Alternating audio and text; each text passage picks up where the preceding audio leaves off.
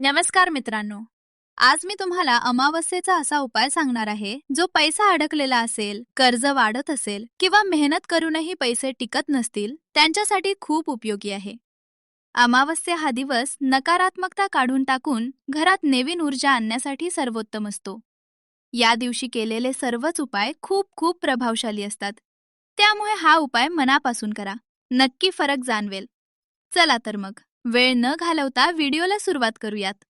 अमावस्येच्या दिवशी सकाळी एक छोटा पिवळा कापड घ्या. त्यात 7 अख्खे तांदूळ ठेवा. त्यावर 1 रुपयाचं नाणं ठेवा आणि हे सगळं घराच्या देवघरात किंवा तिजोरीत ठेवा. नंतर डोळे बंद करून म्हणा, माझ्या घरात पैसा टिकू दे, मेहनतीचा योग्य मोबदला मिळू दे, आर्थिक अडचणी दूर होऊ दे. बस. हा उपाय का काम करतो? पिवळा रंग समृद्धी आणि गुरुकृपा, तांदूळ अन्न व धनाचा प्रतीक, नाणं पैसे येण्याचा मार्ग उघडतो. या 3 गोष्टी एकत्र आल्यावर घरातील पैशाची ऊर्जा बदलायला लागते. या दिवशी एक चूक अजिबात करू नका. संध्याकाळी घरात कचरा ठेवू नका. पैशांबद्दल नकारात्मक बोलू नका.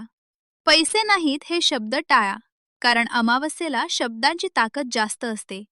आपण हा उपाय केल्यानंतर तुम्हाला परिणाम काही दिवसातच जाणवेल.